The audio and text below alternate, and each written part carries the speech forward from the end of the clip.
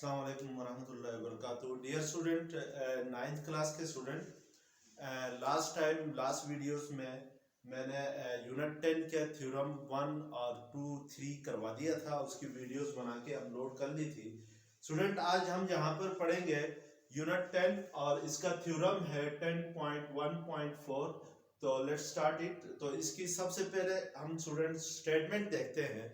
तो मैंने आपसे पहले भी कहा है कि जब भी आपके पास क्वेश्चन पेपर आएगा फेडरल बोर्ड का, तो उसमें आपको ये स्टेटमेंट गिवन होगी। तो स्टेटमेंट को पढ़ के आपने दो चीजें निकालनी है, उसमें गिवन क्या है और उसमें प्रूफ क्या करना है। तो लेट्स स्टार्ट कि थ्योरम की स्टेटमेंट क्या है स्टूडेंट, देखते हैं। In the correspondence of two right angle triangle, the hypotenuse and one side of one triangle are congruent to the hypotenuse and the corresponding side of the other, then the triangles are congruent. Student, इसकी statement के अंदर ये वाला जो part है, यहां से इन the correspondence से लेकर यहां तक ये जो पार्ट जिसको मैंने इन्वर्टेड कॉमास में क्लोज किया है, ये गिवन है। ठीक है ना स्टूडेंट। गिवन में क्या कह रहा है student, in the correspondence of two right angle triangle. देखिए स्टूडेंट, राइट एंगल ट्राइंगल किससे कहते हैं? राइट एंगल ट्राइंगल वो होती है जिसमें एक एंगल 90 डिग्री का होता है, यानी a triangle having one angle is 90 degree. Right angle triangle क्या होती है? राइट एंगल ट्राइंगल की जरा मैं पहले डेफिनेशन लिखता हूं। A triangle having one angle, a triangle in which one angle is 90 degree कहते हैं। a triangle in which one angle is 90 degree, one angle is 90 degree is called right angle triangle. Student, जैसे देखें for example मैं आपके सामने एक triangle बनाता हूं। ये वाली जो ट्राइंगल है, इसमें किसी भी ट्राइंगल्स के अंदर तीन एंगल्स होते हैं। ये एंगल जो होगा, ये वाला एंगल, ये 90 डिग्री का है। ठीक है ना। इस ट्राइंगल के अंदर ये, अगर इस ट्राइंगल को मैं ए बी सी नाम दे दूं, तो इस ट्राइंगल में तीन एंगल है। एक एंगल ये है, एक ये है और एक ये है। ये एंगल किसके इक्वल है? एंगल सी जो है इसमें 90 डिग्री है, तो so it is a right angle triangle. ठीक है ना। अब स्टूडेंट कह रहा है कि in the correspondence of two right angle triangles, ठीक है ना, the hypotenuse and one side of one triangle are congruent to the hypotenuse and the corresponding side of the other. Student, hypotenuse कहते हैं जो 90 डिग्री, ये 90 degree है जो angle C है। इसके सामने वाली साइड, इसकी अपोजिट साइड कौन सी है? बी ए या ए बी, इसको हम हाइपोटेन्यूज कहते हैं। और जो 90 डिग्री के एडजेसेंट साइड होती है, ये जो बी सी हॉरिजॉन्टल साइड होती है, इसको हम बेस कहते हैं। और ये जो ए सी है, इसको हम क्या कहते हैं? परपेंडिकुलर कहते हैं। ठीक है ना स्टूडेंट। ये राइट एंगल ट्राइंगल्स में जो साइड्स के नेम है, 90 डिग्री की अपोजिट साइड को, अब 90 डिग्री ये है आपके पास, इसकी अपोजिट साइड कौन सी बनती है? ए बी बनती है, उसको हम हाइपोटेन्यूज कहेंगे। और इस बी सी को क्या कहेंगे? बेस कहेंगे। और ये जो ए सी साइड है, वर्टिकल जो साइड है, उसको हम क्या कहेंगे? परपेंडिकुलर कहेंगे। स्टूडेंट कह रहा है the hypotenuse and one side of one triangle are congruent to the hypotenuse and the corresponding side of the other. कह रहा है कि अगर स्टेटमेंट के अंदर जो गिवन में कह रहा है कि अगर दो राइट एंगल्स ट्राइंगल्स के कॉरेस्पोंडेंस में अगर एक राइट एंगल ट्राइंगल का हाइपोटेन्यूज दूसरी राइट एंगल ट्राइंगल के हाइपोटेन्यूज के कॉन्ग्रुएंट हो, और इसके अलावा एक साइड, दोनों की एक कॉरेस्पोंडिंग साइड भी क्या हो? कॉन्ग्रुएंट हो, then the triangles are congruent. फिर जो ट्राइंगल्स हैं वो क्या होनी चाहिए? कॉन्ग्रुएंट होनी चाहिए। स्टूडेंट, देन से आगे जो स्टेटमेंट है, then the triangles are congruent, ये आपने प्रूफ करनी है। तो इस स्टेटमेंट को सिंपली वर्ड्स में हम ये बता सकते हैं कि किसी भी दो राइट एंगल ट्राइंगल्स के कॉरेस्पोंडेंस में अगर एक राइट एंगल ट्राइंगल का हाइपोटेन्यूज और इसके अलावा एक साइड दूसरी राइट एंगल ट्राइंगल के हाइपोटेन्यूज और कॉरेस्पोंडिंग साइड्स के कॉन्ग्रुएंट हो, तो ये प्रूफ करें कि दोनों ट्रायंगल्स क्या होनी चाहिए, कांग्रुएंट होनी चाहिए। इसका मतलब ये हुआ स्टूडेंट, हमने यहाँ पर दो राइट एंगल ट्रायंगल्स लेनी है और उन दो राइट एंगल्स ट्रायंगल में हाइपोटेन्यूज को कांग्रुएंट रखना है दोनों का, और इसके अलावा एक क्रॉसपोंडिंग साइड्स को क्या करना है, कांग्रुएंट रखना है। तो ये हमारे पास क्या है, गिवन है। तो स्टूडेंट आइए लिखते हैं, सबसे पहले गिवन क्या है ये देखते हैं थ्योरम के अंदर, उसके बाद आपने प्रूफ क्या करना है ये देखते हैं। तो गिवन में स्टूडेंट ये था कि in correspondence of two right angle triangle, let's suppose मैं दो राइट एंगल ट्राइंगल लेता हूं, आपके पास एक राइट एंगल ट्राइंगल ये है, फर्ज करें इसको मैं नाम दे देता हूं ए, और ये बी और ये सी। इसी तरीके से स्टूडेंट एक और राइट एंगल ट्राइंगल मैं लेता हूं, लेट्स सपोज ये डी ई एफ। इसमें देखें student triangle A B C में ये वाला एंगल 90 डिग्री का है, राइट एंगल ट्राइंगल है, और ट्राइंगल डी ई एफ में ये जो एंगल ई है ये 90 डिग्री के इक्वल है, ठीक है ना। तो ये दोनों क्या है, तो इसका मतलब हुआ दोनों में एक एंगल क्या है, 90 डिग्री का है। तो इट मींस ये दोनों ट्राइंगल कौन सी हुई, राइट एंगल ट्राइंगल्स हुई। अब उसने थ्योरम की स्टेटमेंट में कहा था in a correspondence of two right angle triangle. तो हम सबसे पहले गिवन लिखते हैं कि गिवन में हमने क्या करना है कि दो राइट एंगल ट्राइंगल्स लेनी है। एक राइट एंगल ट्राइंगल हमने ट्राइंगल एबीसी ली, दूसरी राइट एंगल ट्राइंगल हमने कौन सी ली, ट्राइंगल डीईएफ ली। इन दोनों में करस्पोंडेंस कराना है। तो जाहिर बात है ये वाला सिंबल किसके लिए यूज होता है, करस्पोंडेंस के लिए यूज होता है। यानी triangle ABC correspondence to triangle DF means के आप ट्राइंगल एबीसी में जो हाइपोटेन्यूज है वो क्या है, एसी है, और ट्राइंगल डीईएफ में जो हाइपोटेन्यूज है वो आपके पास क्या है, डीएफ है, ठीक है ना, या इसको कहेंगे एफडी कहेंगे। अब और हम सबसे पहले यहां पे लिखेंगे कि AC is congruent to DF। क्यों, या FD एक ही बात है, क्योंकि AC is the hypotenuse of triangle ABC and FD is the hypotenuse of triangle DEF। उसने इस थ्योरम की स्टेटमेंट में कहा था कि दोनों राइट एंगल ट्राइंगल का हाइपोटेन्यूज कांग्रुएंट होने चाहिए, और इसके अलावा एक करस्पोंडिंग साइड्स को क्या होनी चाहिए, कांग्रुएंट होनी चाहिए। तो स्टूडेंट हम यहाँ पर देखें हाइपोटेन्यूज के अलावा ये दो साइड्स बनती है, इधर ए बी और बी सी, और अगर इधर डी ई और ई एफ, मैं लेट्स सपोज कह रहा हूं यहां से मैं साइड लेता हूं ए बी, तो ए बी फिर इसकी करस्पोंडिंग साइड दूसरी ट्राइंगल में डी ई एफ में कौन सी बनेगी, ये डी ई बनेगी। मैं क्या रखता हूं, A B is congruent to D E, ठीक है ना, ये हमें गिवन है। और इसके अलावा स्टूडेंट उसने ये कहा हुआ है कि ये दोनों ट्राइंगल्स हमने कौन सी ली है, राइट एंगल ट्राइंगल्स ली है। तो राइट एंगल ट्राइंगल में एक एंगल क्या होता है, 90 डिग्री का होता है। इसका मतलब हुआ यहाँ पर एंगल बी 90 डिग्री है, यहाँ पर एंगल ई 90 डिग्री है। तो इट मींस के एंगल बी और एंगल ई को भी आपस में क्या होना चाहिए, कांग्रुएंट होने चाहिए। क्यों कांग्रुएंट होने चाहिए, क्योंकि दोनों 90 डिग्री के इक्वल है, राइट एंगल ट्राइंगल है। तो स्टूडेंट हमें ये गिवन था। अब स्टूडेंट थ्योरम की स्टेटमेंट में उसके लास्ट पार्ट जो था थ्योरम की स्टेटमेंट का वो था then the triangles are congruent. हमने ये प्रूव करना है कि टू बी प्रूव, हमने क्या प्रूव करना है कि हमने प्रूव करना है कि triangle A B C is congruent to triangle D E F. हमने इन दोनों ट्रायंगल्स को क्या करना है, कांग्रुएंट प्रूफ करना है, ठीक है ना स्टूडेंट। अब स्टूडेंट मैंने पहले भी बताया है आप लोगों को, हमारे पास जो तीसरा स्टेप होता है वो ये होता है कि भाई हमने कंस्ट्रक्शन क्या करनी है। अब हमारा नेक्स्ट स्टेप जो है वो है कंस्ट्रक्शन का। तो कंस्ट्रक्शन हम कर लेते हैं। कंस्ट्रक्शन क्यों करते हैं, क्योंकि हमने प्रूफ करने के लिए हमारे पास कुछ, हमने अपनी तरफ से कोई ऐसा काम करना है कि जो हमें हेल्प करे टू प्रूव द थ्योरम, तो थ्योरम को प्रूव करने के लिए कंस्ट्रक्शन कैसे करेंगे student.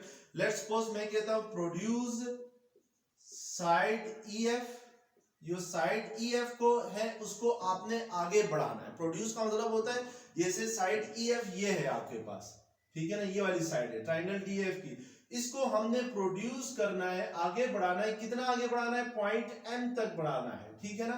Produce side EF to point M, to M. हमने ईएफ को एम तक प्रोड्यूस किया, आगे बढ़ाया, ईएफ को कहां तक बढ़ाया? एम तक बढ़ाया, सच दैट कि वो इस तरफ बढ़ाया आपने कि आपके पास ये जो लेंथ है ई से लेकर एम तक, ये लेंथ किसके इक्वल हो? बी सी के इक्वल हो, सच दैट कि B C is congruent to E M, यानी या एम ई, ठीक है ना। हमने ये जो ई एम बनाया है इसको इस तरह बनाया है कि ये बी सी के इक्वल हो। फर्ज करो अगर ई एम 3 मीटर है तो बी सी भी कितना होना चाहिए? 3 मीटर। या बी सी अगर 3 मीटर है तो एम ई को भी कितना होना चाहिए? 3 मीटर का होना चाहिए। यानी हमने साइड ई एफ को प्रोड्यूस किया है टू पॉइंट एम तक, इस तरह प्रोड्यूस किया है कि बी सी किसके कॉन्ग्रुएंट हो? ई एम के कॉन्ग्रुएंट हो। फिर नेक्स्ट हमने ये स्टेप करना है student, join M to D, M and D, M को D से ज्वाइन करना है, यानी आपने इस M को D के साथ मिलाना है। ये जो M होगा इसको किसके साथ ज्वाइन करना है? D के साथ। तो आप जैसे ही M को D के साथ आप मिलाते हैं तो स्टूडेंट आप लोगों के पास एक और ट्राइंगल आती है जिसको हम क्या नाम दे सकते हैं? Triangle DEM। ये आपके पास एक नई ट्राइंगल आती है। तो स्टूडेंट हमारे पास ये क्या थी? कंस्ट्रक्शन थी। अब स्टूडेंट जरा हम लोग ये याद रख लें कि कोई भी लाइन हो, अब हमारा नेक्स्ट स्टेप जो होगा वो होगा प्रूफ का। तो मैंने शुरू में बताया था जब भी हम प्रूफ करते हैं तो हम प्रूफ कैसे करते हैं? एक लाइन लगाते हैं, लाइन के एक साइड पे स्टेटमेंट लिखते हैं और दूसरे कॉलम में हम क्या लिखते हैं? रीजन लिखते हैं स्टूडेंट, ठीक है ना। स्टूडेंट अब हम जरा शुरू में देखते हैं कि ये एंगल किसके इक्वल था? ये जो एंगल ई था जिसको मैं कहता हूं एंगल DEM, एंगल DEM, ये किसके इक्वल है? 90 डिग्री के इक्वल है। और ये वाला जो एंगल है, ये वाला एंगल एंगल DEF है। ये एंगल ये वाला एंगल DEF ये 90 के इक्वल है। इस एंगल को मैं अगर प्लस करूं, इस एंगल को अगर प्लस करूं किसके साथ? एंगल DEM के साथ। इस एंगल के साथ प्लस करूं तो ये भी क्या है? 90 डिग्री है, ठीक है ना। मैं अगर angle DEF plus angle DEM करता हूं तो ये किसके इक्वल आता है? 180 डिग्री आता है। और वो एंगल्स जिनका सम 180 डिग्री होता है उसको क्या कहा जाता है? सप्लीमेंट्री एंगल्स कहा जाता है। तो सामने हम रीजन में लिखेंगे सप्लीमेंट्री एंगल्स लिखेंगे, सप्लीमेंट्री एंगल्स, ठीक है ना स्टूडेंट। क्यों सप्ली 180 होता है? देखें स्टूडेंट, अगर फर्ज करें ये एक लाइन है, ये स्ट्रेट लाइन है आपके पास, कोई भी स्ट्रेट लाइन हो उसका टोटल एंगल अगर मैं यहां से लेकर इस पॉइंट ए से इस पॉइंट बी तक अगर टोटल एंगल निकालूं तो ये एंगल हमेशा क्या होता है? 180 डिग्री होता है। तो इसी तरीके से ये MF पूरी एक लाइन है तो इसका एंगल यहां से लेकर यहां तक कितना है? 180 डिग्री है। स्ट्रेट लाइन का एंगल हमेशा होता है 180 डिग्री। और हमें पता है ये एंगल किसके इक्वल है? एंगल DEF किसके इक्वल है? 90 डिग्री के इक्वल है। तो इसका मतलब है अगर एंगल DEF 90 डिग्री है और ये टोटल एंगल 180 है तो फिर इस एंगल को DEM को भी क्या होना चाहिए? 90 डिग्री का इक्वल होना चाहिए, क्योंकि अगर ये 90 है तो 90 में क्या सम करें तो 180 आता है। 90 को 90 में ऐड करें तो क्या आता है? 180 डिग्री आता है। मींस कि मैं कह सकता हूं कि अगर if angle DEF is equal to क्या हो? 90 डिग्री हो तो देन एंगल DEM को भी किसके इक्वल होना चाहिए? हर हाल में 90 डिग्री के ही इक्वल होना चाहिए, ठीक है ना। क्यों? क्योंकि एक एंगल आपको दिया हुआ है 90 डिग्री, एंगल DEF, और ये स्ट्रेट लाइन है MF, एक पूरी स्ट्रेट लाइन है और स्ट्रेट लाइन का एंगल हमेशा क्या होता है? 180 होता है। अगर एक एंगल 90 है तो फिर यहां से लेकर यहां तक ये जो एंगल DEM है इसको भी क्या होना चाहिए? 90 डिग्री के इक्वल होना चाहिए हर हाल में। अब स्टूडेंट हम लोग जरा क्रॉसपोंडेंस लेते हैं। अब हमारे पास जैसे ही देखें कि D को M के साथ ज्वाइन करते हैं तो हमारे पास एक ट्राइंगल बनती है DEM। इस ट्राइंगल को इस ट्राइंगल के साथ क्या करते हैं, ट्राइंगल ABC के साथ जरा कंपेयर करते हैं। यानी हम लोग क्रॉसपोंडेंस ले रहे हैं, triangle ABC correspondence to triangle DEM, ठीक है ना। अब इन दोनों को जरा कंपेयर करते हैं, इन दोनों में मुताबिकत कराते हैं। तो आपको पता है कि जो सबसे पहले साइड BC है, ये वाली साइड BC, इस साइड ME के कांगुरेंट है, यानी BC is congruent to ME। क्यों कांगुरेंट है? क्योंकि ये आपके पास कंस्ट्रक्शन आपने इस तरीके से की थी, यानी जो EF को प्रोड्यूस किया था कहां तक, M तक, वो इस तरीके से किया था कि EM किसके इक्वल हो, BC के इक्वल हो। तो हम सामने रीजन में इसके क्या लिखेंगे, कंस्ट्रक्शन लिखेंगे। स्टूडेंट दूसरी बात ये है कि ये जो एंगल ABC है या सिंपल एंगल B है, ये वाला एंगल ABC, ये वाला एंगल इस एंगल के कांगुरेंट है, ठीक है ना, एंगल DEM के कांगुरेंट है।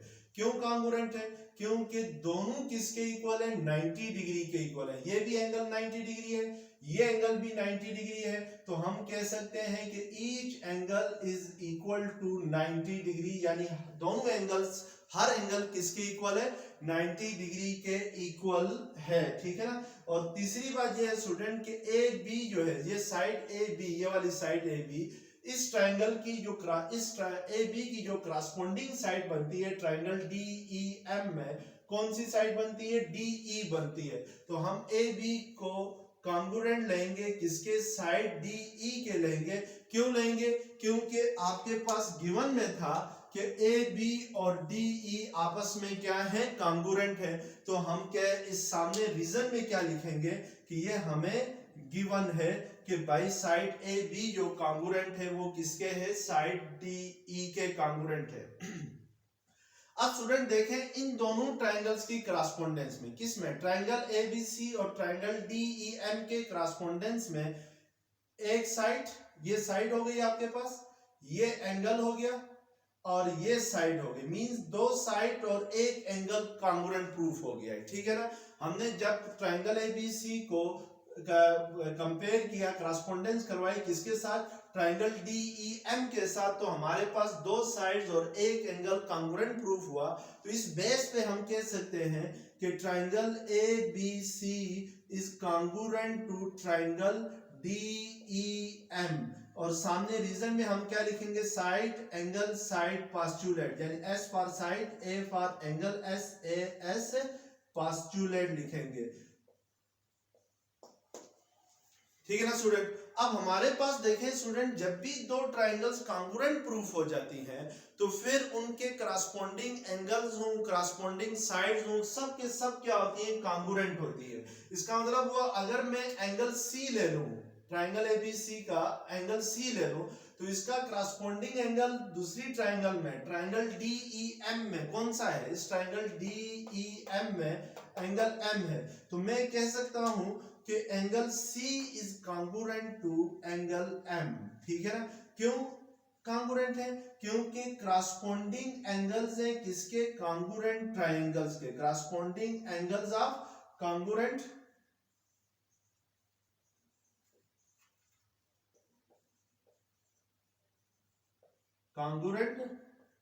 ट्रायंगल, यानी जो कांगुरेंट ट्रायंगल्स हैं वो उनके क्रॉसपोंडिंग एंगल्स क्या होते हैं, हमेशा कांगुरेंट होते हैं, ठीक है ना। इसी तरह स्टूडेंट में अगर साइड CA ले लूं, ये वाली साइड CA, इसकी क्रॉसपोंडिंग साइड दूसरी ट्राइंगल में कौन सी बनती है, ये MD बनती है, ये वाली साइड MD। तो इसका मतलब है मैं कह सकता हूं कि side CA is congruent to side MD, ठीक है ना। और इसके सामने रीजन में यही लिखूंगा, क्रॉसपोंडिंग एंगल्स की जगह क्या आ जाएगा, corresponding sides of congruent triangle, sides of congruent triangle जो ऊपर ही लिखा हुआ है, उसकी जगह सिर्फ एंगल की जगह आपने क्या लिखना है, साइड्स लिखना है, इस एंगल की जगह आपके पास क्या आ जाएगा, इधर साइड्स आ जाएगा। तो स्टूडेंट हमें पता है कि जो कांगुरेंट ट्राइंगल्स होती हैं उनकी करस्पॉन्डिंग साइड्स हों या करस्पॉन्डिंग एंगल्स हों, सब के सब क्या होते हैं, कांगुरेंट होते हैं। तो मजीद स्टूडेंट मैं इधर से कर लेता हूं आगे। अब देखें स्टूडेंट हमें पता था कि सी ए किसके इक्वल आ गया, सी ए जो है वो एम डी के इक्वल आ गया, यानी एम डी के कांगुरेंट आ गया। और हमें यहाँ पे दूसरी बात ये भी पता है कि ये जो सी ए है ये एफ डी के भी कांगुरेंट है, यानी ये देखें ये वाला सी ए किसके ए सी कहें या सी ए कहें एक ही बात है। गिवन में हमें था कि ए सी कांगुरेंट है एफ डी, हमने प्रूव किया सी ए किसके कांगुरेंट है, एम डी के। तो इसकी यहां से आप कह सकते हैं कि भाई बट यहां कह सकते हैं कि but C A is congruent to F D, ठीक है ना, ये आपको कहां पे है, गिवन में है। अब देखें सी ए एम डी के भी कांगुरेंट है, सी ए एफ डी के भी कांगुरेंट है, इसका मतलब हुआ कि एफ डी जो होगा वो कांगुरेंट होगा किसके, एम डी के कांगुरेंट हुआ, ठीक है ना। क्यों, क्योंकि both are C A both FD and MD both are congruent to CA, यानी FD और MD दोनों किसके कांगुरेंट है, CA के कांगुरेंट है। अब स्टूडेंट हम जरा ट्राइंगल DMF लेते हैं।